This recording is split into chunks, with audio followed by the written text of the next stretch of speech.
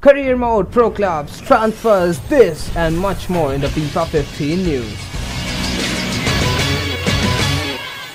So yeah guys, here we have FIFA 15 news coming your way, but before I go any further, if you wanna check out FIFA 15 Ultimate Team exclusive new features, click on this video right about now, because I won't be talking about Ultimate Team in this is all about FIFA 15. So yeah, let's start with arguably the biggest mode in FIFA. It's the career mode, guys. So alright, let's see where they have fucked up this year, I mean improved this year. So let's start with the biggest feature that they have implemented. It's the team management. Obviously it's not only career mode exclusive, it's been implemented in a number of places. Anyway, let's start with the team management. First of all, contrary to the current system that we have of having one squad only, they're gonna have 6 different squads. So that's a very good addition in my opinion. You can use basically the same players, different players, or whatever you want in your club.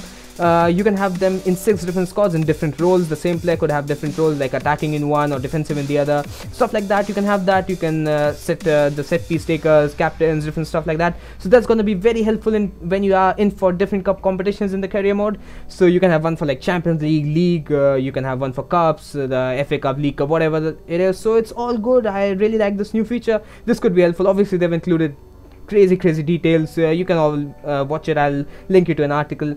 Next up, this is really exclusive right here, guys. Pay attention to this, the transfers in career mode. Alright, so I heard that they have made it much more real lifelike this year. Basically last year in FIFA 14 you could just go out there with the rich club and buy Ronaldos and buy Messis and stuff like that. You can't do that this year so easily. Basically if you ask for a guy, let's say Royce, the club is going to return with an 80 million price tag for him. Obviously you won't be able to buy him for 80 million. So now what you're gonna do, you start with a lower offer, let's say 40 million or 35 million, so on. They're going to be negotiations between the club, and that's real good, because that's what happens in real life. It's not like you just go out there with a financial takeover and buy Ronaldo the overnight. So it's not going to be like that. So it's improved. I like that and I appreciate that. The player growth system, they've implemented that's going to be real good as well in my opinion, because the older players, the higher rated older players won't retire real quick, and the young players will go faster.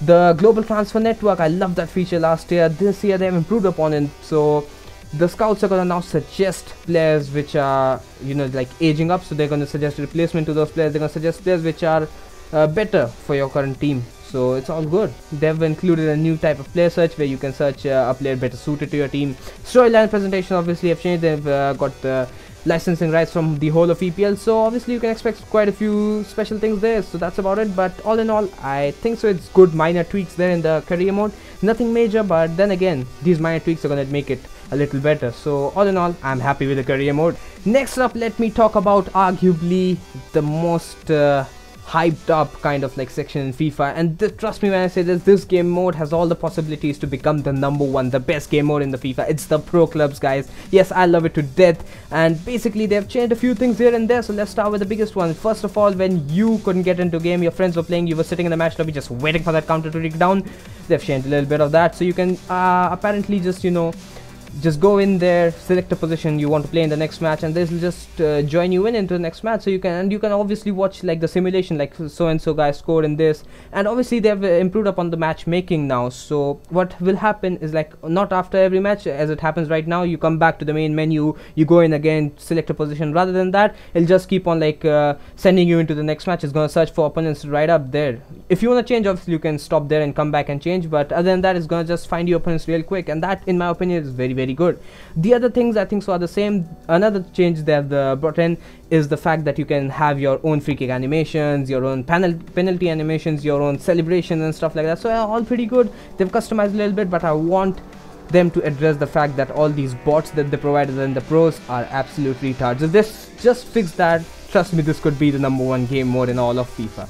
Next up we have the EASFC, that's the EA Sports Football Club. Now I know you guys were heavily annoyed with all that stupid shit that used to pop up every now and then from all your people in your friend list in the EASFC thing.